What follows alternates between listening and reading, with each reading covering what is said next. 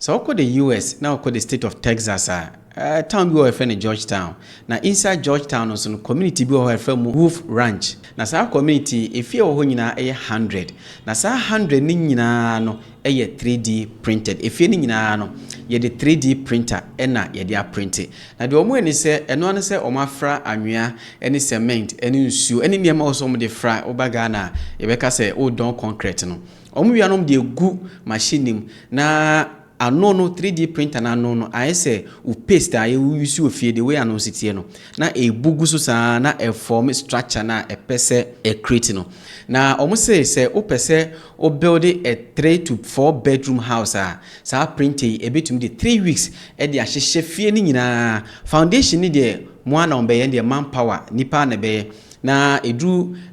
time a wo say eboso so a nipa ene beye ba say be hye dan te say bianka e ba Ghana say we two foundation e we so be hye dan ni nyina no de blocks be sisi so nyina da bi eno no eye sa machine ene eye na printing because o modi kan e design e wo computer so enti robot no de o ya ne say o hye concrete no faso saa na concrete no ano den to the extent say omoma handa ni bi ewo Wolf Ranch one patch say wo even router internet router ewo abontin a den kra say internet access ubenya no ewo dem na saa dan a omusi ewo Wolf Ranch omu start esi war no in 2022 November na enche bia no ombesi dan ni nyina e de wi a about a quarter of a dan omosisi wi ni de amonfo agege a omo team dada na according to company omo ye sa 3D printer na from Icon omo say 3D printed houses number 1 omo ye faster to build omo ye less expensive omo hia fewer workers and a minimize construction material waste senke yesi da na ewie na ye plaster ho kra no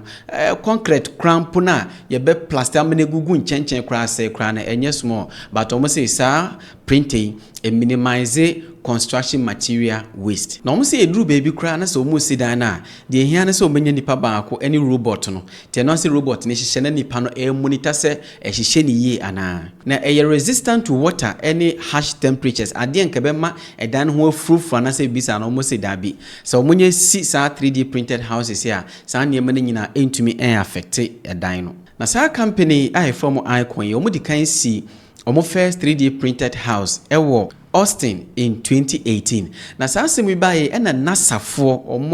omo prepare amon for do mo cost space no omo contract sa company say omo develop material bi a ebetimi aboa mo sisi adan any structures ewo moon eno so enti echese akonform technology enye asase isu kwa no be use by even on the moon any other planets are NASA for person omo koso no omo koso a be bia omo nkrofo betimi atena omo pese sa Icon fui any develop sa technology and sa material na ebetumi aboa ewo ho na enche me very sure say among for betumi start aye 3D printed houses esi 3D printed houses ewo Ghana na say e sha ase a ebetumi affect among for bebre ejuma this is an indication say ejuma bi a wo ye bia no e wo say wo de IT e de ka ho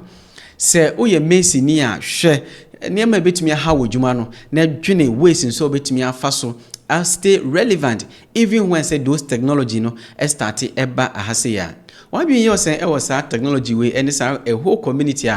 see using a 3D printer almost say it is the largest 3D printed community